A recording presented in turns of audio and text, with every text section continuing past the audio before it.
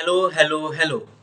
तो स्वागत है आप सबका hello sorry sorry aldehyde ketones और कार्बोक्सिलिक एसिड के लेक्चर नंबर 2 में। हेलो एल्केन्स के काफ़ी ज़्यादा हो गए थे ना, तो इस वजह से हेलो एल्केन्स ही आता है दिमाग में। खैर, एल्डिहाइड कीटोन्स और कार्बोक्सिलिक एसिड के लेक्चर नंबर 2 में आपका स्वागत है।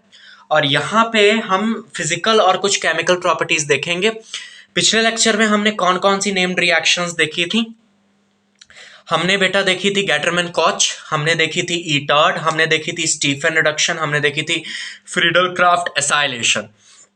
पिछले वाला लेक्चर जिनको जिनको भी नहीं क्लियर हुआ है, प्लीज तुम ये बताओ कि तुमको कहाँ पे डाउट आ रहा है, कहाँ पे तुम्हें दिक्कत आ रही है। इतना तो मुझे बताओ, इतना तो कम्युनिकेट करो कम से कम। अब मुझे कैसे पता होगा तुम्हें कहाँ पे समस्या आ रही है, कहाँ पे दिक्कत आ रही है? मैंने तो अपनी तरफ से पूरा दिया था, पूरा एफर्ट दिया है। अब तुमको कहाँ पे दिक्कत आ रही है, क्या चीज रटने में, क्या चीज समझने में तुम्हें दिक्कत हो रही है, तुम वो बताओ तो मैं वो उसमें कुछ सुधार करूंगा। ठीक है, कुछ नई चीजें बताएंगे। चलो, एल्डिहाइड कीटोन्स और कार्बोक्सिलिक एसिड में हम आगे बढ़ते हैं। हेक्सान वन ओल को कन्वर्ट करना है हेक्सानल में। कैसे करोगे? हेक्सान वन ओल को कन्वर्ट करना है हेक्सानल में, कैसे करोगे? कौन सा रिएजेंट यहां इस्तेमाल होगा? देखो, hexan one ol is basically a 1 degree alcohol, और 1 डिग्री एल्कोहल को जब एल्डिहाइड में करना होता था तो हम पीसीसी का इस्तेमाल करते थे, क्योंकि एल्कलाइन KMnO4 का करेंगे तो कार्बोक्सिलिक एसिड तक ऑक्सीडेशन हो जाएगा। और अगर हम CrO3 का करते हैं तो भी होगा ऑक्सीडेशन, लेकिन इसके लिए हमारे पास पायरिडीनियम क्लोरोक्रोमेट बहुत अच्छा रिएजेंट होता है। ठीक है, बहुत अच्छा रिएजेंट होता है प्राइमरी अल्कोहल को एल्डिहाइड में करने के लिए। सेकेंडरी अल्कोहल को कीटोन में करने के लिए, ऑक्सीडाइज करने के लिए हम CrO3 एनहाइड्रस मीडियम यूज करते हैं। आगे बढ़ते हैं। ये बेटा हमारे पास साइक्लोहेक्सानोल है, साइक्लोहेक्सेन है, तो ये साइक्लोहेक्सानोल है। इसको मुझे कन्वर्ट करना है साइक्लोहेक्सानोन में, साइक्लोहेक्सानोन में कन्वर्ट करना है। क्या करेंगे? साइक्लोहेक्सानोल को साइक्लोहेक्सानोन में कन्वर्ट करना है, क्या करेंगे? मतलब अल्कोहल से कीटोन बनाना है, क्या करेंगे? सीधी बात है, anhydrous, anhydrous CrO3।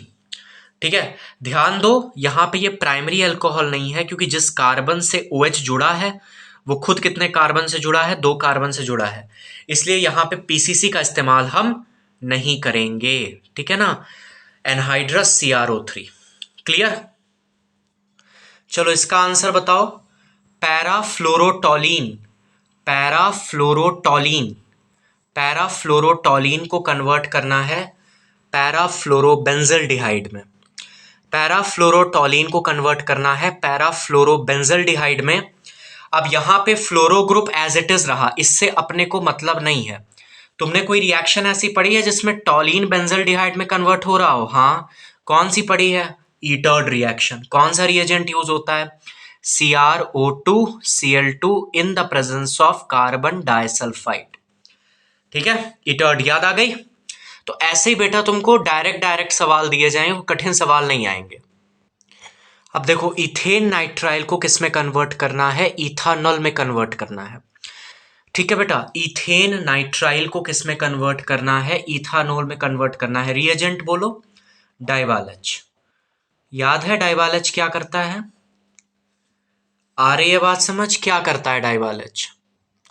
CN group को CHO में कन्वर्ट कर देता है, यही काम होता है डाइवाल एच का।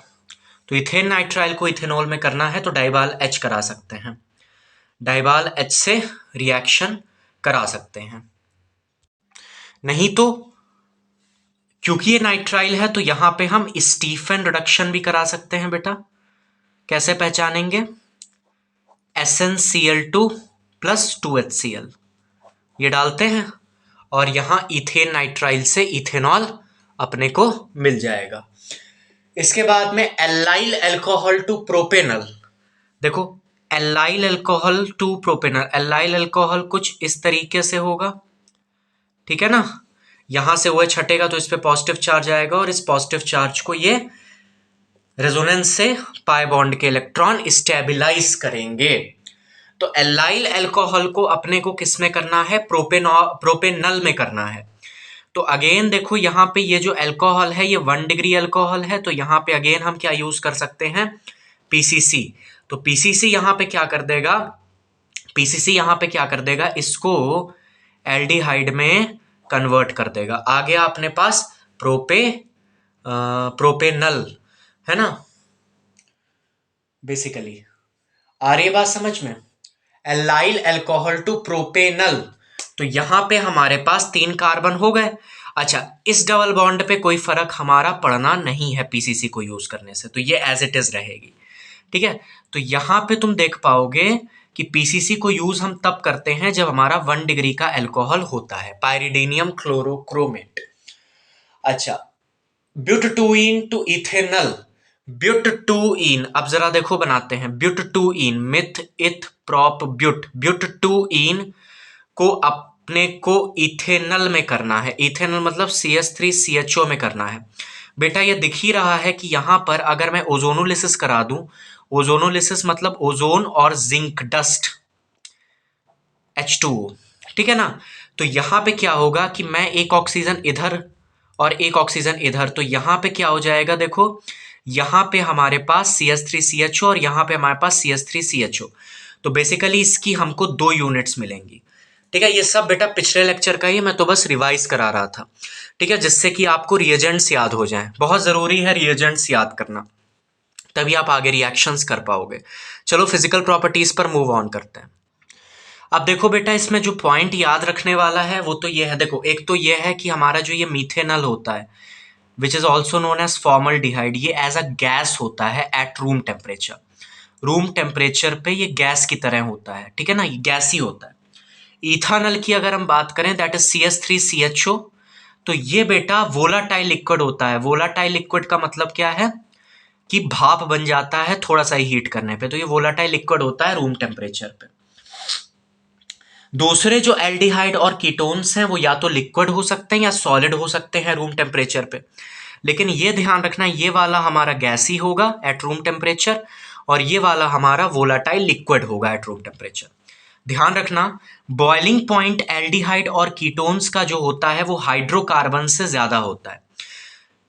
कंपेरेबल मॉलिक्यूलर मास होना चाहिए। मान लो किसी एल्डिहाइड को हमने लिया जिसका मॉलिक्यूलर मास है 60, तो हाइड्रोकार्बन का भी मॉलिक्यूलर मास 61 और 62 के बीच में ही होना चाहिए, मतलब बहुत ज्यादा अंतर नहीं होना चाहिए, कंपेरेबल मॉलिक्यूलर मास होना चाहिए।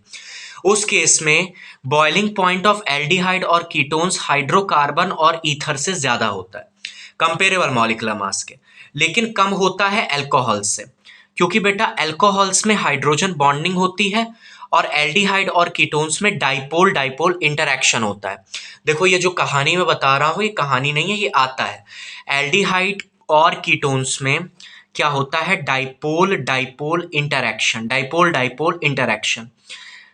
ठीक है, डाइपोल डाइपोल इंटरैक्शन होने की वजह से, बेटा सुनो, डाइपोल डाइपोल इंटरैक्शन होने की वजह से इनका बॉइलिंग पॉइंट जो होता है वो हाइड्रोकार्बन और ईथर से तो ज्यादा होता है, लेकिन क्योंकि डाइपोल डाइपोल इंटरैक्शन हमारा हाइड्रोजन बॉन्ड से वीक होते हैं, इसकी वजह से अल्कोहल से इनका बॉइलिंग पॉइंट कम होता है, क्योंकि अल्कोहल में हाइड्रोजन बॉन्डिंग होती है।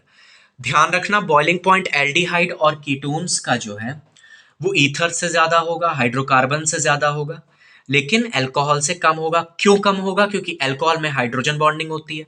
हाइड्रोकार्बन से क्यों ज्यादा होगा, क्योंकि इनमें डाइपोल डाइपोल इंटरैक्शन है। क्योंकि dipole dipole interaction hydrogen bonding से वीक होता है, इसलिए इनका बॉइलिंग पॉइंट अल्कोहल से कम होता है। ठीक है बेटा। अच्छा, अब बेटा जरा हम सॉलिबिलिटी की बात कर लेते हैं। तो देखो सॉलिबिलिटी जो है, जैसे मान लो मैं लूं HCHO, दैट इज मिथानल, ठीक है, या CH3CHO, दिस इज इथानल। तो बेटा तुम खुद ही देखो यहां पे जो ये कार्बन चेन है, ये एक कार्बन है, यहां पे 2 कार्बन है। ध्यान से सुनो, ध्यान से सुनो मेरी बात, यहां पर एक कार्बन है, यहां पे 2 कार्बन है। नहीं आया समझ, ठीक है, तुम्हारे नहीं आ रहा है। जो लोअर मेंबर्स हैं वो पानी के साथ घुल जाते हैं, इतना ध्यान रखो। जैसे मिथानल हो गया, है ना, इथानल हो गया, या फिर मैं कह दूं ये प्रोपेनोन, दैट इज एसीटोन, ये भी पानी में घुल जाता है। ठीक है, ठीक है। तो जो लोअर मेंबर्स हैं वो पानी में घुल जाते हैं, लेकिन जैसे जैसे ये कार्बन की चेन बढ़ती है वैसे वैसे क्या होता है कि हाइड्रोफोबिक नेचर बढ़ता है, मतलब पानी से दूर भागना चाहते हैं। ये जो हाइड्रोकार्बन की जो चेन होती है ना, ये हाइड्रोफोबिक होती है। तो जैसे जैसे कार्बन की चेन बढ़ेगी वैसे वैसे क्या होगा कि हाइड्रोफोबिक नेचर बढ़ेगा, तो उस वजह से पानी के साथ घुलेंगे नहीं। ध्यान से सुनो मेरी बात, ठीक है, ध्यान से सुनना। The solubility of aldehyde and ketones decreases rapidly on increasing the length of alkyl chain। क्यों? क्योंकि एल्काइल चेन जो है, जो ये चेन है कार्बन एटम्स की, जो एल्काइल चेन होती है, ध्यान से सुनो, जो एल्काइल चेन होती है वो हाइड्रोफोबिक नेचर की होती है, जिसकी वजह से एल्डिहाइड और कीटोन्स में जो ये एल्काइल चेन है, अगर हम इसको बढ़ा दें, मान लो कुछ ऐसा एल्डिहाइड मैंने ले लिया, CH3 CH2 CH2 CH2 CHO, ऐसा एल्डिहाइड अगर मैंने कोई ले लिया, अगर मैंने कोई ऐसा एल्डिहाइड ले लिया, तो ये इतनी लंबी लंबी चेन है, ये घुलेगा नहीं पानी में, क्योंकि ये चेन जो है ये हाइड्रोफोबिक नेचर की है। ठीक है, बाकी जितने भी एल्डिहाइड और कीटोन्स हैं वो ऑर्गेनिक सॉल्वेंट में सॉल्युबल होते हैं, जैसे कि बेंजीन में सॉल्युबल हो जाएंगे, ईथर में सॉल्युबल हो जाएंगे, क्लोरोफॉर्म में सॉल्युबल हो जाएंगे। ठीक है, ध्यान से सुनना, जितने भी एल्डिहाइड और कीटोन्स हैं वो सॉल्युबल हो जाएंगे ऑर्गेनिक सॉल्वेंट में, बेंजीन में, ईथर में, मीथेनॉल में, क्लोरोफॉर्म में। लेकिन पानी में सॉल्युबल कौन होंगे? केवल HCHO, CH3CHO और एसीटोन, क्योंकि इनमें कार्बन चेन कम है। ठीक है, चलो यहां तक मैंने फिजिकल प्रॉपर्टी आपसे डिस्कस कर ली। देखो बेटा, यहां पे मेरे पास 4 हैं, एक तो ये, दूसरा ये, तीसरा ये, चौथा ये। ठीक है, अब बताओ इसमें बॉइलिंग पॉइंट का ऑर्डर क्या होगा? इसमें बॉइलिंग पॉइंट का ऑर्डर क्या होगा? सबसे कम किसका होगा? सबसे कम किसका होगा? सबसे कम किसका होगा? सबसे ज्यादा अच्छा किसका होगा? सबसे ज्यादा ये यहां पे अल्कोहल है, यहां पे हाइड्रोजन बॉन्डिंग होती है, हाइड्रोजन बॉन्डिंग होने की वजह से इसका बॉइलिंग पॉइंट सबसे ज्यादा होगा 2। उससे कम किसका होगा? एल्डिहाइड का, क्योंकि यहां डाइपोल डाइपोल इंटरेक्शन है। फिर उससे कम किसका होगा? उससे कम किसका होगा? उससे कम ईथर का होगा, उससे कम ईथर का होगा। ठीक है, और यहां पे तुमको जो दिख रहा है इसमें केवल weak van der Waal forces of attraction होंगे। ये हाइड्रोकार्बन है, इसमें केवल weak van der Waal forces of attraction होंगे, तो ये सबसे कम होगा। ठीक है ना, एनसीईआरटी का सवाल है, देख लो कायदे से। अल्कोहल का सबसे ज्यादा क्यों होगा? क्योंकि हाइड्रोजन बॉन्डिंग है, इसमें डाइपोल डाइपोल इंटरेक्शन है। ईथर में थोड़ा सा ज्यादा होता है सिंपल हाइड्रोकार्बन से, ये एल्केन है तो एल्केन से थोड़ा सा ज्यादा ईथर में होगा, और आखिरी में हमारा एल्केन आएगा, क्योंकि इसमें केवल simply weak van der Waal forces of attraction काम कर रहे हैं। ठीक है, चलो देखो बेटा, arrange the following compounds in increasing order of their boiling point. तो मुझे बताओ सबसे ज्यादा बॉइलिंग पॉइंट किसका होगा? ये अल्कोहल है, ये अल्कोहल है। ठीक है, तो सबसे ज्यादा इसका होगा, फिर एल्डिहाइड का होगा, फिर ईथर का होगा, एंड फिर इस हाइड्रोकार्बन, इस एल्केन का होगा, क्योंकि इसमें weak van der Waal forces of attraction है। ठीक है, केमिकल रिएक्शंस पे आते हैं। Since aldehyde and ketone both possess the carbonyl functional group. अब ध्यान दो, कार्बोनाइल फंक्शनल ग्रुप का मतलब क्या है? कार्बोनाइल फंक्शनल ग्रुप का मतलब है ये देखो, ये, ठीक है, ये हमारा कार्बोनाइल फंक्शनल ग्रुप है, यही तो होता है। नहीं आया समझ? अरे ये देखो, कोई एल्डिहाइड हम लेंगे तो जैसे मान लो हमने इथेनॉल लिया, तो इथेनॉल को हम ऐसे लिखेंगे CH3CHO। अगर हम इसको खोलें तो कैसे लिखेंगे? देखो CH3C डबल बॉन्ड OH। ठीक है, अगर मैंने प्रोपेनोन लिया तो हमारे पास क्या होगा, CH3 C double bond O CH3। ठीक है, ध्यान से।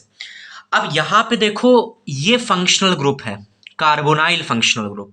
दोनों एल्डिहाइड, ये देखो हमारा कीटोन है, ये एसीटोन है, ठीक, और ये इथानल है, एसिटल्डिहाइड। तो ये एल्डिहाइड है, और बेटा ये हमारा क्या है, कीटोन है, एसीटोन। ठीक है, अब ध्यान से सुनो मेरी बात, ध्यान से सुनो। ये हमारा कार्बोनाइल फंक्शनल ग्रुप है। क्या है, कार्बोनाइल फंक्शनल ग्रुप है। क्या है, कार्बोनाइल फंक्शनल ग्रुप है। C डबल बॉन्ड O, ये कार्बोनाइल फंक्शनल ग्रुप है। अब तुम खुद बताओ, यहां पर ये ऑक्सीजन बीइंग मोर इलेक्ट्रोनेगेटिव क्या चाहेगा कि ये जो पाई बॉन्ड के इलेक्ट्रॉन्स हैं ये इसको मिल जाए, तो इस पे हल्का सा पार्शियल नेगेटिव चार्ज होगा और इस पे हल्का सा पार्शियल पॉजिटिव चार्ज होगा। अब कोई न्यूक्लियोफाइल आएगा, न्यूक्लियोफाइल जो कि प्रोटॉन लविंग होता है, पॉजिटिव चार्ज लविंग होता है। तो कोई न्यूक्लियोफाइल आएगा तो वो क्या चाहेगा, न्यूक्लियोफाइल चाहेगा कि उसको पॉजिटिव चार्ज मिले, तो वो इस कार्बन पर अटैक करेगा, वो इस कार्बन पे अटैक करेगा। तो ये जो पाई बॉन्ड के इलेक्ट्रॉन्स हैं वो ये ऑक्सीजन अपनी तरफ खींच लेगा। तो यहां पे बेटा एल्डिहाइड और कीटोन्स के केस में जो हमें केमिकल रिएक्शंस देखनी है वो देखनी है न्यूक्लियोफिलिक, ध्यान से सुनना, न्यूक्लियोफिलिक एडिशन रिएक्शन। सब्स्टिट्यूशन क्यों नहीं, क्योंकि यहां न्यूक्लियोफाइल ऐड हो रहा है, कोई बाहर नहीं निकल रहा है, इसमें से कुछ भी चीज बाहर नहीं जाएगी, केवल ये एक बॉन्ड टूट करके ऑक्सीजन के पास चली जाएगी। तो ये न्यूक्लियोफिलिक एडिशन रिएक्शंस शो करते हैं कौन, एल्डिहाइड और कीटोन्स। अब आओ पढ़ते हैं एनसीईआरटी क्या कहती है। Since aldehyde and ketone both possess the carbonyl functional group, they undergo similar chemical reaction। मतलब एल्डिहाइड और कीटोन में सिमिलर तरीके की केमिकल रिएक्शन चलती है। पहला न्यूक्लियोफिलिक एडिशन रिएक्शन बता चुका हूं मैं। Contrary to the electrophilic addition reaction, किसमें होती है electrophilic addition reaction, haloalkanes में हमने पढ़ रखा है, एल्कीन में। हमने वो वाली रिएक्शन पढ़ी थी, test for unsaturation, bromine water वाला। वो कैसी है, इलेक्ट्रोफिलिक एडिशन रिएक्शन, या मार्कोवनिकॉफ रूल कैसा है, इलेक्ट्रोफिलिक एडिशन रिएक्शन। वहां पे इलेक्ट्रोफाइल आकर के अटैक करता है। तो contrary to the electrophilic addition reaction observed in alkenes, electrophilic addition reaction देखो, मार्कोवनिकॉफ रूल भी हम एल्कीन्स के लिए, एल्काइंस के लिए पढ़ते हैं। ठीक है, दूसरा हमारे पास क्या होता है, जो ब्रोमीन वाटर टेस्ट होता है वो भी टेस्ट फॉर अनसैचुरेशन, मतलब डबल या ट्रिपल बॉन्ड के लिए होता है, वो भी हम एल्कीन्स के केस में करते हैं। दोनों इलेक्ट्रोफिलिक एडिशन रिएक्शन है। ये किस में देखने को मिलती है, एल्कीन्स में देखने को मिलती है। The aldehydes and ketone undergo कैसी रिएक्शन, न्यूक्लियोफिलिक एडिशन रिएक्शन। बेटा एक एक लाइन पढ़नी है, कुछ भी स्किपिंग नहीं करनी है, कायदे से, बिल्कुल ईमानदारी के साथ। Mechanism of nucleophilic addition reaction, हम मैकेनिज्म समझते हैं, मैंने आपको बता रखी है। देखो क्या होगा, इस कार्बन पे पार्शियल पॉजिटिव, इस पे पार्शियल नेगेटिव, न्यूक्लियोफाइल कहां जाएगा, जहां उसको पॉजिटिव चार्ज दिखेगा, तो यहां पे जाकर के न्यूक्लियोफाइल अटैक कर देगा। अब ये ए और बी क्या है बेटा, ये ग्रुप्स लगे हैं। जैसे मान लो अगर ये एसीटोन है तो इधर ACH3 और बी भी क्या है, CH3 है। ठीक है, तो यहां पर क्या होगा कि ये न्यूक्लियोफाइल आकर के इस कार्बन पे क्या करेगा, अटैक करेगा।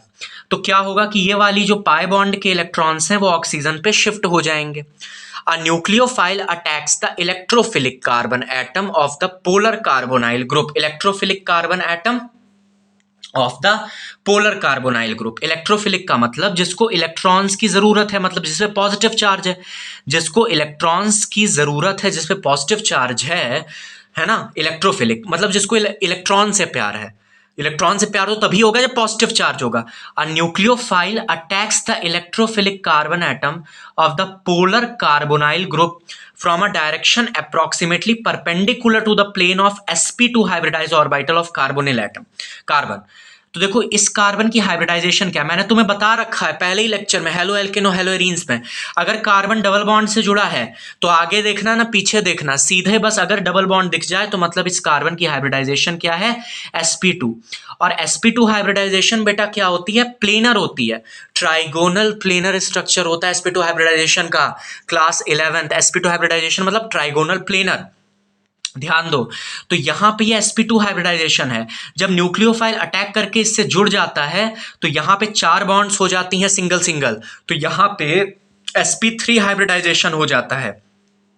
तो sp3 हाइब्रिडाइजेशन का मतलब होता है टेट्राहेड्रल, तो टेट्राहेड्रल इंटरमीडिएट यहां बनता है। तो देखो देखो ध्यान से, the hybridization of carbon changes from sp2 to sp3 in this process and a tetrahedral, ये देखो tetrahedral alkoxide intermediate is produced. The intermediate captures a proton, the intermediate captures a proton from the reaction medium to give the electrically neutral product. तो ये हमारा addition product finally बनता है। अच्छा, ये जो न्यूक्लियोफिलिक एडिशन रिएक्शन होती है ये किसकी प्रेजेंस में होती है? एसिड की प्रेजेंस में होती है। ठीक है, तो यहां पे तुम देख पाओगे the net result is addition of nucleophile. देखो न्यूक्लियोफाइल का एडिशन हुआ कार्बन पे, और ऑक्सीजन पे किसका एडिशन हुआ? H प्लस आयन का, and H plus across the carbon oxygen double bond as shown. ठीक है, अब ध्यान दो, न्यूक्लियोफाइल आकर के इस कार्बन पे अटैक करेगा। इस कार्बन पे तो तभी अटैक करेगा जब इस पे पॉजिटिव चार्ज होगा। भाई इस पे खुद पॉजिटिव चार्ज नहीं, न्यूक्लियोफाइल को क्या बेचारा स्टेबलाइज कर पाएगा? तो जैसे कोई ग्रुप मैं अगर यहां पे लगा दूं जो कि इस पॉजिटिव चार्ज को बढ़ाए, मतलब इलेक्ट्रॉन्स खींच ले, तो वो क्या करेगा? न्यूक्लियोफिलिक एडिशन के रेट को बढ़ा देगा। ठीक है, अगर मैं कोई ऐसा ग्रुप यहां पे लगा दूं जो कि बहुत बल्की हो, तो न्यूक्लियोफाइल इस कार्बन को अप्रोच ही नहीं कर पाएगा। ध्यान से सुनो, अगर मैं ए और बी की जगह पे कोई ऐसा ग्रुप लगा दूं, जैसे मान लो फेनाइल ग्रुप लगा दूं, बेंजीन रिंग यहां लगा दूं, या फिर मैं एथाइल ग्रुप लगा दूं, तो इतने बड़े बड़े ग्रुप्स अगर मैं लगा दूंगा, जितने ज्यादा बड़े बड़े लंबे लंबे ग्रुप, न्यूक्लियोफाइल इसको अप्रोच ही नहीं कर पाएगा, तो एडिशन रिएक्शन हो ही नहीं पाएगी। यही चीज देखो सेकंड पार्ट में लिखी हुई है। बेटा समझ में आ रहा है? मैं एनसीईआरटी से आपको करवा रहा हूं। Aldehyde are generally more reactive. अब तुम खुद सोचो यार, तुम खुद सोचो, aldehyde are generally more reactive than ketones. क्यों क्यों क्यों क्यों? प्लीज प्लीज सोचो, aldehydes are generally more reactive than ketones. क्यों मोर रिएक्टिव है? क्यों मोर रिएक्टिव है? क्योंकि यार तुम एल्डिहाइड का स्ट्रक्चर देखो, तुम एल्डिहाइड का स्ट्रक्चर देखो, तो यहां पे एक CH3 ग्रुप है, यहां पे एक CH3 ग्रुप है। न्यूक्लियोफाइल को हिंड्रेंस तो होगी लेकिन कम होगी, और ये कीटोन है तो न्यूक्लियोफाइल को हिंड्रेंस ज्यादा होगी। देखो यहाँ दो दो मेथाइल ग्रुप लगे हैं, दो दो बल्कि ग्रुप लगे हैं, जैसे SN2 में अपन करते थे वैसे ही है, वैसे ही है, कुछ बदला नहीं, यहाँ पे कुछ भी नहीं बदला है। तो ये न्यूक्लियोफाइल यहाँ पे भी कर सकता है, यहाँ पे भी कर सकता है, लेकिन यहाँ जल्दी कर देगा क्योंकि यहाँ लेस स्टेरिक हिंड्रेंस है ना। यहाँ पे न्यूक्लियोफिलिक एडिशन रिएक्शन चलती है, लेकिन है SN2 वाला ही हिसाब किताब, थोड़ा सा स्टेरिक हिंड्रेंस देखना है। ठीक है, चलो। Sterically, the presence of two relatively large substituent in ketones hinders the approach of nucleophile to carbonyl carbon than in aldehyde having only one such substituent. ठीक है, अब आ गया समझ? हाँ, electronically aldehydes are more reactive than ketones because two alkyl group produce the electrophilicity. मतलब जो carbon, अब खुद ही देखो देखो देखो देखो, सुनो, ये एक एल्काइल ग्रुप है, ये क्या करता है? प्लस आई इफेक्ट दिखाता है, मतलब कार्बन पे अपने इलेक्ट्रॉन्स शिफ्ट करता है। कार्बन पे अपने इलेक्ट्रॉन्स प्लस आई इफेक्ट के माध्यम से, इंडक्टिव इफेक्ट के माध्यम से, प्लस आई इफेक्ट के माध्यम से कार्बन पे डालता है, जिसकी वजह से कार्बन की इलेक्ट्रोफिलिसिटी, मतलब इस पे जो पॉजिटिव चार्ज डेवलप होना चाहिए वो नहीं हो पाता। और यहां पे तो देखो दो मेथाइल ग्रुप्स लगे हुए हैं, तो ये ज्यादा इंडक्टिव इफेक्ट से क्या करेंगे? कार्बन के पॉजिटिव चार्ज को, भाई इलेक्ट्रॉन्स दे रहे हैं ना, तो कार्बन पे जो पॉजिटिव चार्ज डेवलप होगा उसको धीरे धीरे धीरे धीरे कम कर देंगे, जिसकी वजह से यहां पे तो बिल्कुल ही नहीं संभव हो पाएगी न्यूक्लियोफिलिक एडिशन रिएक्शन आसानी से। ठीक है, आ गया समझ? चलो चलो, इलेक्ट्रोफिलिसिटी का मतलब कार्बन पे पॉजिटिव चार्ज को ये कम कर देंगे। Reduce the electrophilicity of the carbonyl carbon more effectively than in former मतलब एल्डिहाइड में। तो एल्डिहाइड से ज्यादा कीटोन में क्या होता है? प्लस आई इफेक्ट होता है, जिसकी वजह से पॉजिटिव चार्ज घट जाता है। एग्जाम्पल 12.3 देखेंगे बच्चा। 12.3 देखो, would you expect benzaldehyde to be more, अभी चुप रहो, सोल्यूशन नहीं देखना, सोल्यूशन नहीं देखना। Would you expect benzaldehyde to be more reactive और less reactive in nucleophilic addition reaction than propanol? अब तुम बनाओ देखो, बेंजल्डिहाइड, बेंजल्डिहाइड, ये बेटा बेंजल्डिहाइड हो गया। ठीक है, ये बेंजल्डिहाइड है। इसको खोल के बना लेते हैं, थोड़ा तुम्हारे लिए आसानी पड़ जाएगी, खोल के बना लेते हैं। C double bond O H, ठीक है, प्रोपेनल CH3 CH2 CHO। अब यहां पे देखो बेटा क्या होगा, जैसे ही न्यूक्लियोफाइल इस वाले कार्बन को देखेगा ललचाएगा। क्या होगा कि ये वाले पाई बॉन्ड के इलेक्ट्रॉन्स ऊपर शिफ्ट होंगे, इस ऑक्सीजन पे नेगेटिव आएगा, इस कार्बन में पॉजिटिव आएगा, और जैसे ही पॉजिटिव आएगा, जैसे ही पॉजिटिव आएगा, तुरंत ये पाई बॉन्ड के इलेक्ट्रॉन्स क्या होंगे, डीलोकलाइज होकर के रेजोनेंस के माध्यम से पाई सिग्मा पॉजिटिव का कॉन्जुगेशन मिल रहा है बहुत अच्छा, तो ये यहां पे शिफ्ट हो जाएंगे। तो हमको जो रेजोनेटिंग स्ट्रक्चर मिलेगा वो कुछ ये मिलेगा, देखो, डबल बॉन्ड CO-H। अब यार यहां पे तो पॉजिटिव चार्ज डेवलप ही नहीं हो पा रहा है बिल्कुल भी। पॉजिटिव चार्ज जैसे ही डेवलप हो रहा है, तुरंत ये पाई बॉन्ड के इलेक्ट्रॉन्स उठ करके यहां पे आ जाते हैं रेजोनेंस से। यहां पे क्या केस है, यहां पे बेटा इस एथाइल ग्रुप का, ये एथाइल ग्रुप है ना, C2H5 ग्रुप है, इस एथाइल ग्रुप का क्या है, प्लस आई इफेक्ट है।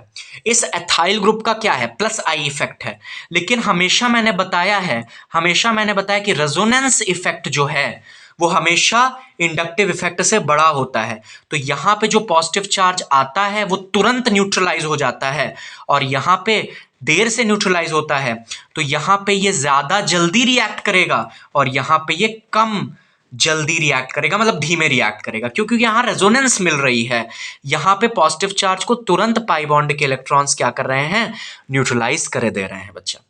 ठीक है ना, आ गई बात समझ। चलो, the carbon atom of the carbonyl group of benzaldehyde is less electrophilic than carbon atom of the carbonyl group present in propanol। क्यों? क्योंकि the polarity of the carbonyl group is reduced in benzaldehyde due to resonance। resonance होती है as shown below and hence it is less reactive than propanol। resonance हमेशा plus I effect से ज्यादा अच्छा effect माना जाता है, ज्यादा पॉजिटिव चार्ज को न्यूट्रलाइज कर देता है। ठीक है, some important examples of nucleophilic addition and nucleophilic addition elimination reactions।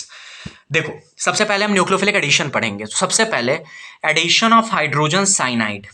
तो aldehyde and ketone react with hydrogen cyanide, मतलब HCN के साथ रिएक्ट करके क्या बनाते हैं बेटा, ध्यान से इसको मार्क कर लो, साइनोहाइड्रिन बनाते हैं।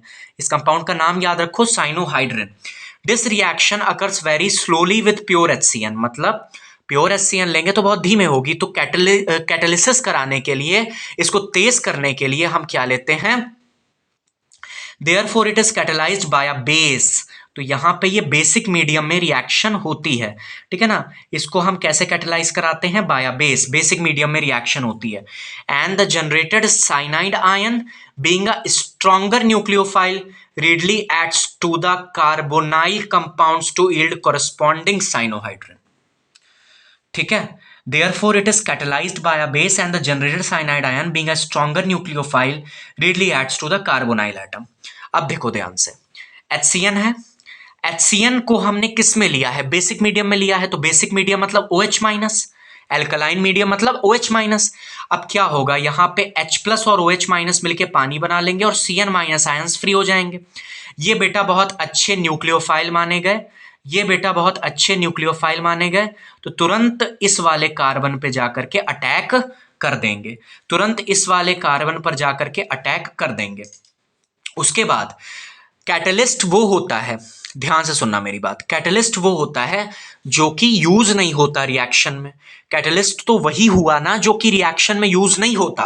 तो यहां पर OH minus ion are the catalyst, तो ये यूज नहीं होने चाहिए रिएक्शन में। तो जो ये पानी बना था, अगेन ये किस में टूट जाता है, H प्लस और OH माइनस में।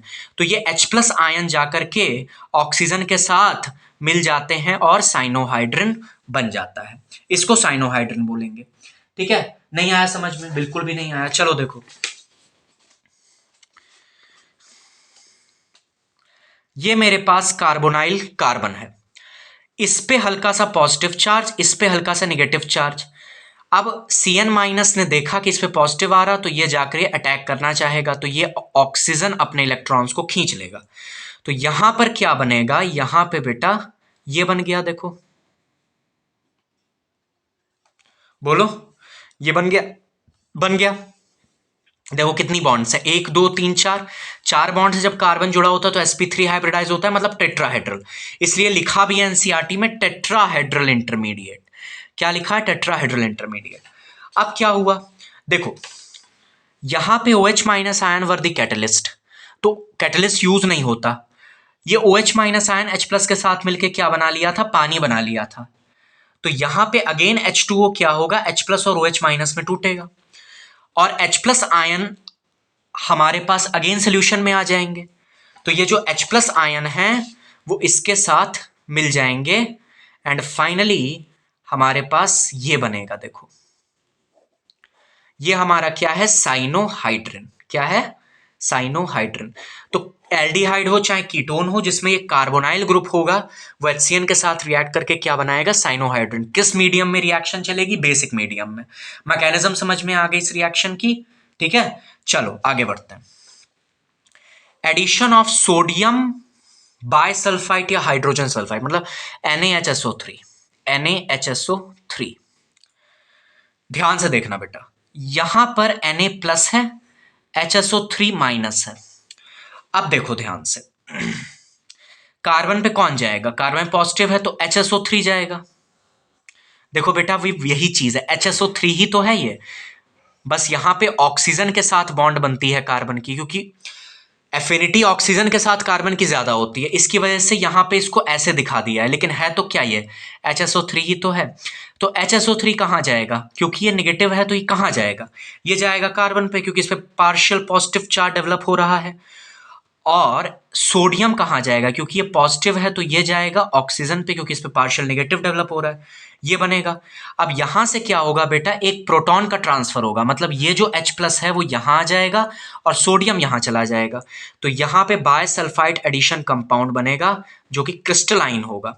अब ये हमको जरूरी नहीं है पढ़ना कि क्रिस्टलाइन क्या है, क्या अमॉर्फस क्या है। सॉलिड स्टेट अगर आपके सिलेबस में नहीं है तो आपको ये पढ़ने की जरूरत नहीं है। फिलहाल कैसे हुआ ये पता चला, यहां पे सोडियम यहां चला गया, HSO3 माइनस यहां चला गया, यहां से एक H उठा और यहां आ गया, और सोडियम यहां चला गया।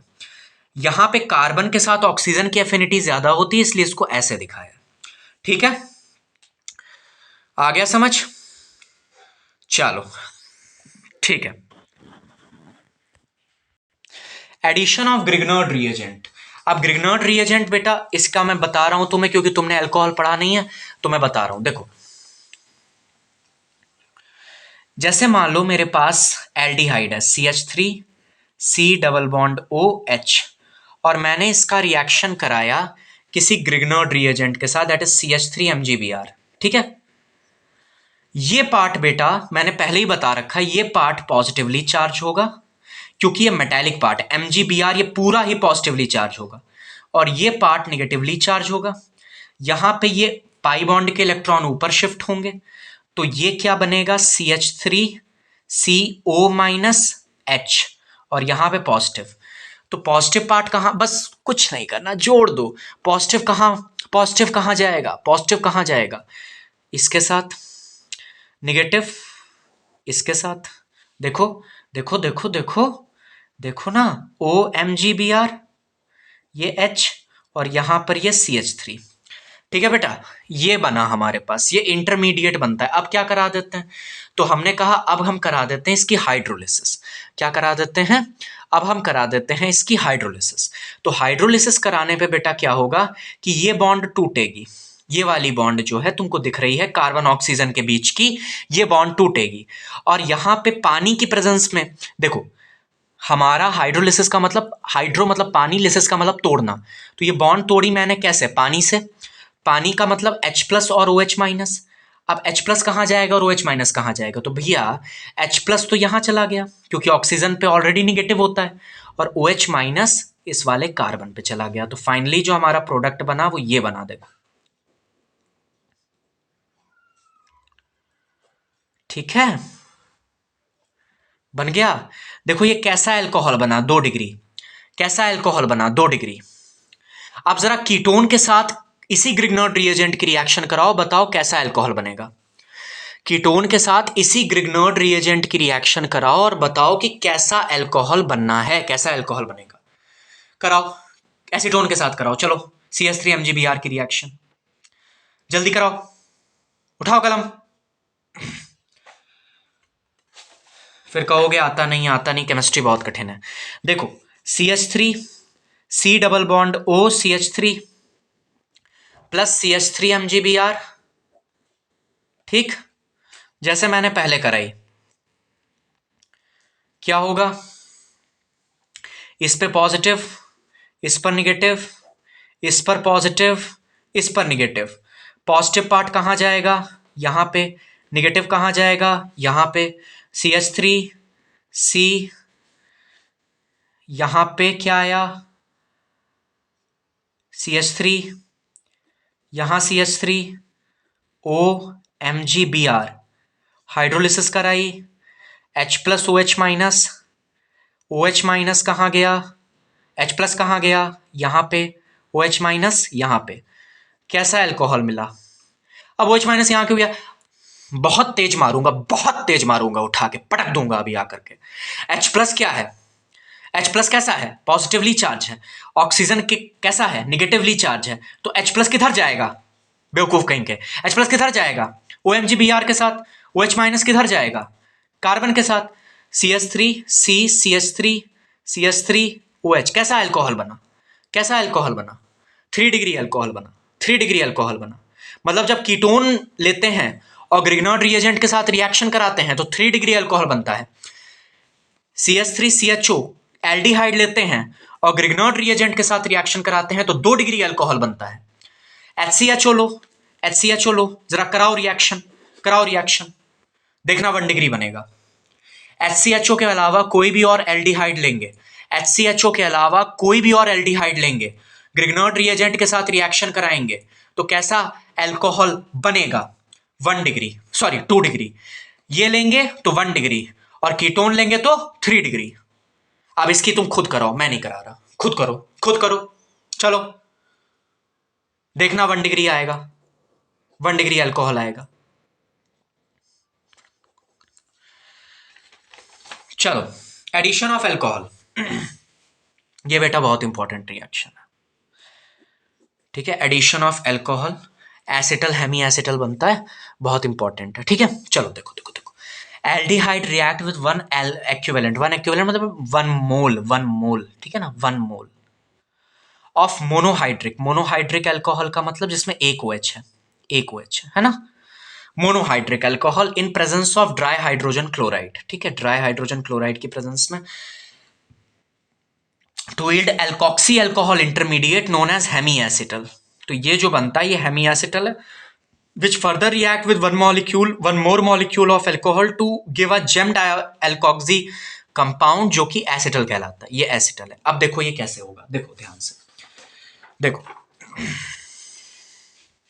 देखो बेटा, जैसे मेरे पास ये एल्डिहाइड है, ध्यान से सुनना बेटा, CH3 C double bond OH, ठीक है, ये हो गया, दिख रहा है, दिख रहा है बच्चा। चलो देखो C2H5OH, इसके साथ रिएक्शन मैंने करा, ये अल्कोहल है, एक मॉलिक्यूल अल्कोहल का लिया, इसके साथ मैं रिएक्शन करवाने वाला हूं।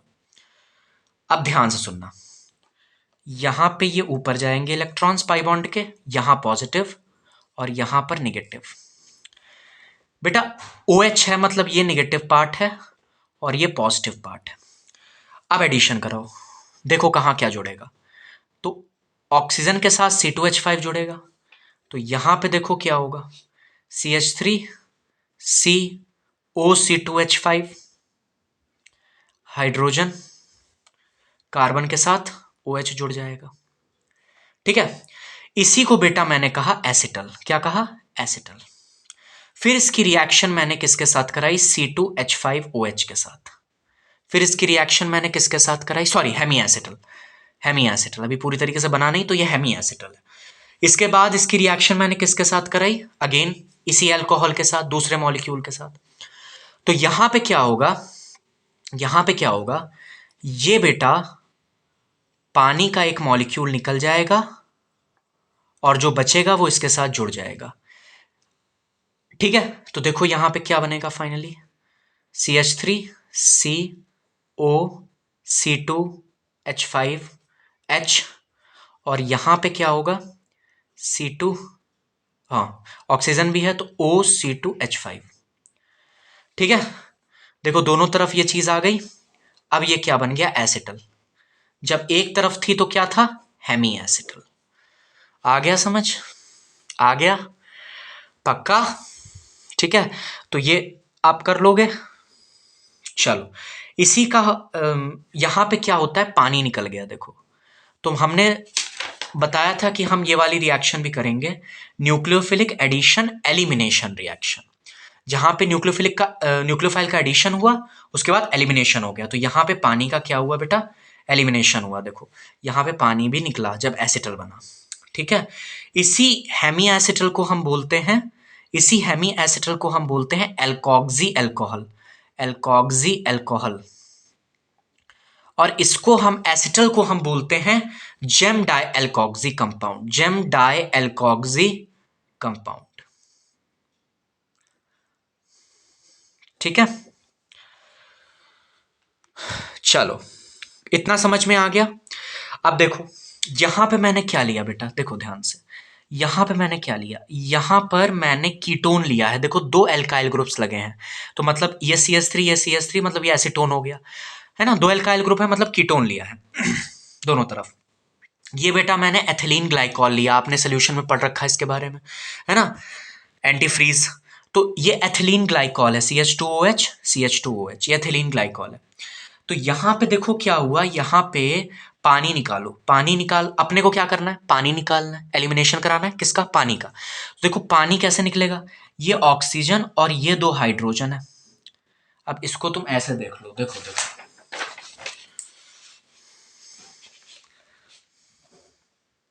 ये ये ये मान लो ये एसीटोन है, और ये मैंने ले लिया तुम्हारा,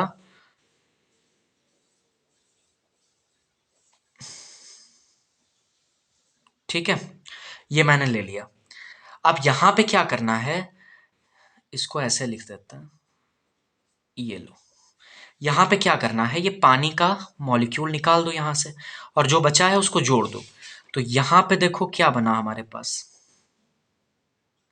सॉरी सॉरी सॉरी सॉरी, देखो डबल बॉन्ड थी, एक बॉन्ड से ये इस वाले ऑक्सीजन के साथ जुड़ेगा, एक बॉन्ड से ये इस वाले ऑक्सीजन के साथ, तो ये और ये, बाकी तो आपको पता ही है, एज इट इज बना देना है। देखो बेटा ये साइक्लिक स्ट्रक्चर बन गया यहां पे, ये देखो हमारा एक साइकिल जैसा स्ट्रक्चर बन गया, क्लोज रिंग स्ट्रक्चर, इसी को बोलते हैं कीटल, साइक्लिक कीटल। कीटल क्यों, क्यों कीटल, क्योंकि यहां कीटोन लिया था, एल्डिहाइड लेते तो एसिटल बनता, तो यहां पे क्या बन गया, साइक्लिक कीटल बन गया। ठीक है, क्योंकि ये साइकिल दिख रही है आपको। देखो इन the presence of dilute HCl कैसी रिएक्शन हुई, कीटल बना, एथिलीन ग्लाइकॉल कीटल। ठीक है, कीटोन लिया था ना, ठीक, आ गया समझ में। अब यहां पे ड्राई हाइड्रोजन क्लोराइड का क्या काम है, HCl गैस जो हमने ली है, the dry hydrogen chloride protonates the oxygen, protonate मतलब H+ आयन दे देती है, मतलब ऑक्सीजन को क्या कर देती है, प्रोटोनेट कर देती है, मतलब इसके साथ जुड़ जाती है। Protonates the oxygen of the carbonyl compound therefore increases the electrophilicity of the carbonyl carbon, facilitating क्या, न्यूक्लियोफाइल का अटैक हो जाए, है ना, इसलिए। तो यहां पे कार्बन के, कार्बन के ऊपर जो पॉजिटिव चार्ज है उसको ये क्या करती है, बढ़ा देती है। ठीक है, चलो जरूरत नहीं है, ठीक है, जितना बता दिया उतना ही है। यहां पे ये एल्डिहाइड है, यहां पे ये हेमी एसिटल, ये एसिटल, यहां पे ये कीटोन है। जब इसकी रिएक्शन मैंने एथिलीन ग्लाइकॉल के साथ कराई तो एथिलीन ग्लाइकॉल कीटल बना, ठीक, और पानी निकल गया। अब देखो ध्यान से, addition of ammonia and its derivatives. अब बेटा क्वेश्चन बनेगा तो यहीं से बनेगा और कहीं से नहीं बनेगा, ठीक है, क्वेश्चन यहीं से बनता है हमेशा हर बार, ठीक, उसमें भी मैं बता दूंगा कहां से बनेगा। देखो addition of ammonia and its derivative, nucleophile, ammonia भी बेटा क्या है, न्यूक्लियोफाइल है। न्यूक्लियोफाइल कैसे, क्योंकि देखो NH3 पे हमारे पास एक लोन पेयर ऑफ इलेक्ट्रॉन है ना, तो इसको चाहिए कि कोई इसका लोन पेयर ले ले, है ना, तो वो कौन लेगा, जिसके पास इलेक्ट्रॉन्स की कमी होगी, तो इसलिए ये न्यूक्लियोफाइल है ना, nucleus loving. Nucleophile such as ammonia and its derivative, derivative मतलब H2NZ।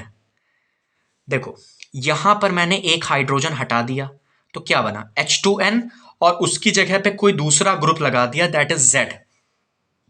अब ये Z कुछ भी हो सकता है, इसके लिए पूरी टेबल बनी है। Z add to the carbonyl group of aldehyde and ketone, the reaction is reversible and catalyzed by acid। चलो देखो यहां पे बेटा अगेन क्या होता है, डिहाइड्रेशन होता है, मतलब पानी निकलता है। ये हमारा कार्बोनाइल कार्बन है, ये हमारा H2NZ है। अब अगर मैंने यहां H लगा दिया तो ये अमोनिया हो गया। Z की जगह मैंने H की जगह कोई और ग्रुप लगाया, H की जगह Z पे मैंने कोई और ग्रुप लगा दिया, कोई भी और ग्रुप, तो ये अमोनिया डेरिवेटिव हो गया। अब यहां पे क्या होगा कि ये H2O यहां से निकलता है और यहां पे सीधे सीधे क्या हो जाता है, एडिशन हो जाता है।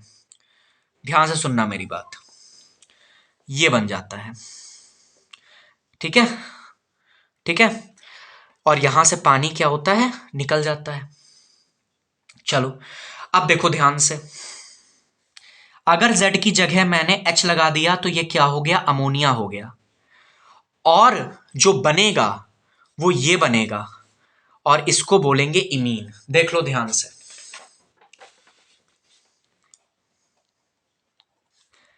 प्लस H2NH, यहां से ये हट गया, क्या बना हमारे पास, ठीक है, इमीन। अगर यहां पर R लगा दिया, ध्यान से सुनना, अगर यहां पे मैंने R ग्रुप लगा दिया, मतलब कोई एल्काइल ग्रुप लगा दिया, तो ये क्या हो गया, अमीन बन गया, अमोनिया डेरिवेटिव अमीन बन गया। अब यहां पे क्या बनेगा, substituted imine that is also known as शिफ्ट स्पेस। अब इस पे आप बेटा प्रैक्टिकल भी करते हो एग्जाम में, ठीक है, केमिस्ट्री लैब में इस पे प्रैक्टिकल भी होता है। देखो H2N और यहां पे मैंने R लगा दिया, H2O हटाओ बाकी जोड़ दो, ठीक है, इसको बोलेंगे बेटा सब्सटीट्यूटेड इमीन। यहां पे H था तो इमीन, यहां पे R आ गया तो यहां पे सब्सटीट्यूटेड इमीन, इसी को शिफ्ट बेस भी कहा जाता है। अगर H2N की Z की जगह मैंने OH लगा दिया, OH लगा दिया, तो रिएजेंट का नाम हो गया हाइड्रोक्सिलामीन, और यहां पे जो बनेगा वो होगा ऑक्साइन। देखो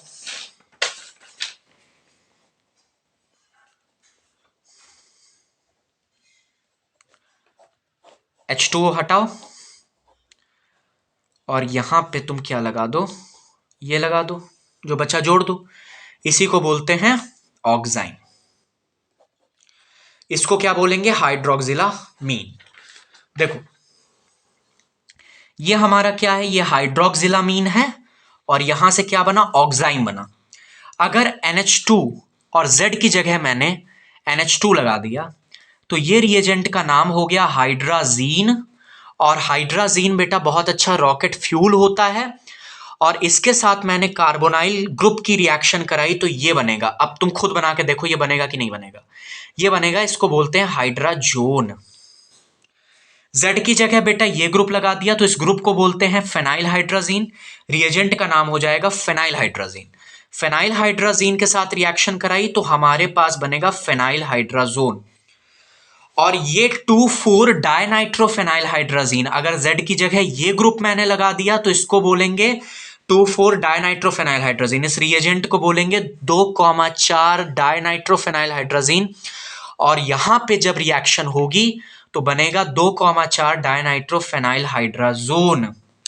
और यहां पे बेटा ये जो 2,4 डीएनपी डेरिवेटिव्स होते हैं, 2,4 डीएनपी डेरिवेटिव्स होते हैं, ये येलो ऑरेंज या रेड कलर के सॉलिड होते हैं, जिससे पता चल जाता है कि हमारी रिएक्शन एल्डिहाइड और कीटोन के साथ ही हो रही है। तो ये टेस्ट है एल्डिहाइड और कीटोन को टेस्ट करने का।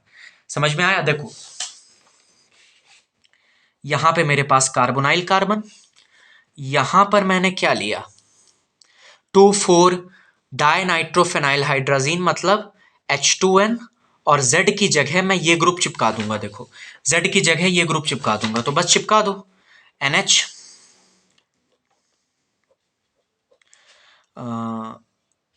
ये पहली पोजीशन, ये दूसरी पोजीशन, NO2 एक, पहली, फर्स्ट, सेकंड, थर्ड, फोर्थ, ठीक है ना। और ये हमारा बेंजीन रिंग, ठीक है। यहां से ये हटेगा और बाकी जो बचेगा उसको जोड़ दो, कुछ करना ही नहीं है। लगती लंबी है ये रिएक्शन बट होती नहीं है, बहुत आसान है।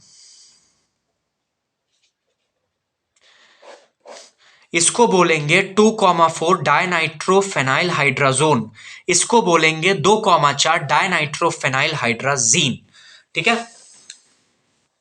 और बेटा ये जो चीज बनेगी 2,4 डायनाइट्रोफेनाइल हाइड्राजोन, ये कलर्ड होगा। और बाकी अगर Z की जगह मैंने ये चिपका दिया तो इसको बोलेंगे, इस रिएजेंट को बोलेंगे सेमी कार्बाजाइड, जो कि रिएक्ट करके सेमी कार्बाजोन बना लेगा। ये कम पूछा जाए, सबसे ज्यादा बेटा जो पूछा जाएगा वो हाइड्राजीन, हाइड्रोक्सिलामीन, फेनाइल हाइड्राजीन और 2,4 डायनाइट्रोफेनाइल हाइड्राजीन, ये चार ही में सवाल तुम्हें मिल जाएगा, ठीक है ना। देख लो ध्यान से रिएजेंट का नाम क्या होगा जब कौन सा ग्रुप चिपकाएंगे, और प्रोडक्ट का नाम क्या आएगा। हाइड्रोक्सिलामीन होगा तो ऑक्साइम मिलेगा, हाइड्राजीन होगा तो हाइड्रोजोन मिलेगा, फेनाइल हाइड्राजीन होगा तो फेनाइल हाइड्रोजोन मिलेगा, 2,4 डायनाइट्रोफेनाइल हाइड्राजीन होगा तो 2,4 डायनाइट्रोफेनाइल हाइड्रोजोन मिलेगा, ठीक है। अब बेटा आते हैं रिडक्शन पे। तो देखो रिडक्शन टू एल्कोहल, एल्डिहाइड और कीटोन्स बने कैसे थे। तो हमको पता है कि एल्डिहाइड और कीटोन्स जो बनते हैं वो हमारे कैसे बनते हैं, वो हमारे बनते हैं by oxidation of alcohol. 1 degree alcohol का जब हम ऑक्सीडेशन कराते हैं तो एल्डिहाइड बनता है, 2 डिग्री एल्कोहल का जब हम ऑक्सीडेशन कराते हैं तो कीटोन बनता है। सिमिलरली एल्डिहाइड और कीटोन का जब हम रिडक्शन कराते हैं, sodium borohydride that is NaBH4 या लिथियम एल्यूमिनियम हाइड्राइड के साथ, या फिर कैटालिटिक हाइड्रोजनेशन। कैटालिटिक हाइड्रोजनेशन का मतलब क्या है बेटा, पलेडियम ले लो, निकल ले लो, ठीक है। ये कुछ ऐसे मेटल्स हैं जिन पे साइट्स होती हैं जिन पे हाइड्रोजन आकर के चिपक जाता है। तो यहां पे हाइड्रोजन आकर के क्या होता है, चिपक जाता है, तो यहां से भी रिडक्शन हो सकता है। तो एल्डिहाइड और कीटोन्स का हम रिडक्शन कैसे कराते हैं, by using sodium borohydride, lithium aluminium hydride या कैटालिटिक हाइड्रोजनेशन, ठीक है। चलो अब देख लो जरा ध्यान से,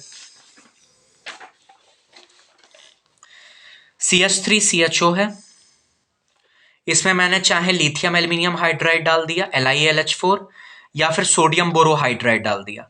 जब मैं डाइवाल H के बारे में आपको पढ़ा रहा था तो मैंने बताया था कि हाइड्राइड जो होते हैं वो H- देते हैं, है ना, H- देते हैं। तो यहां पे क्या होगा कि CH3 C double bond O H, ठीक है।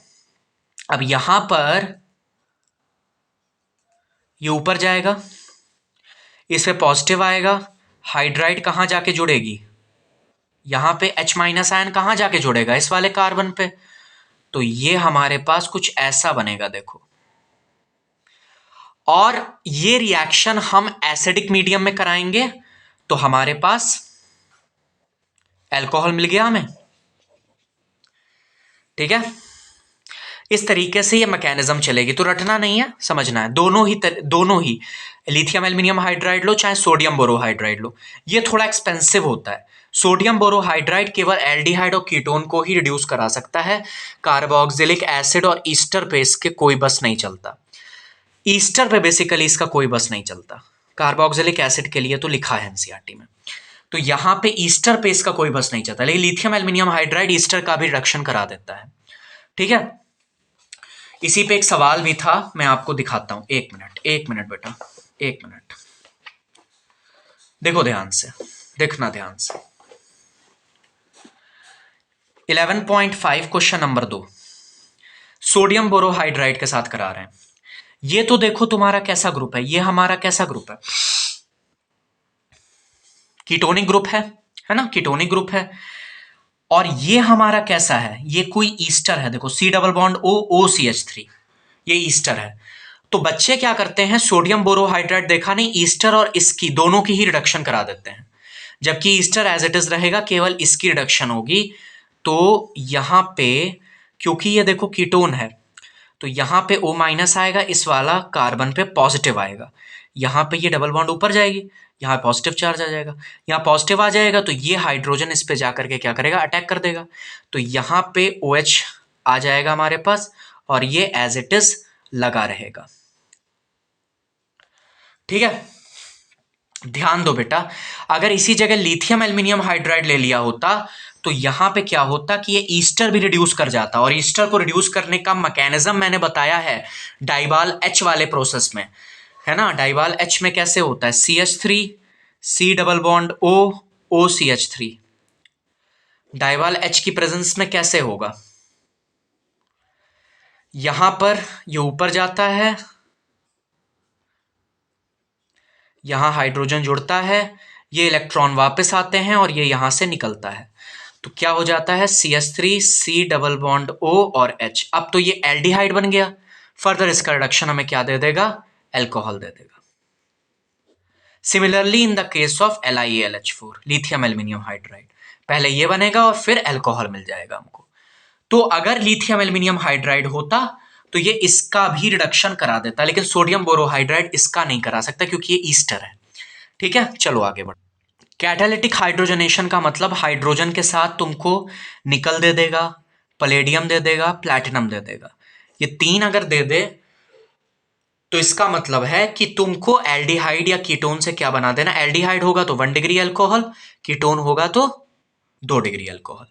रिडक्शन टू हाइड्रोकार्बन, पहला हमने करा रिडक्शन टू अल्कोहल, दूसरा रिडक्शन टू हाइड्रोकार्बन। अगेन दो हमारी नेम्ड रिएक्शन है, बहुत इंपॉर्टेंट।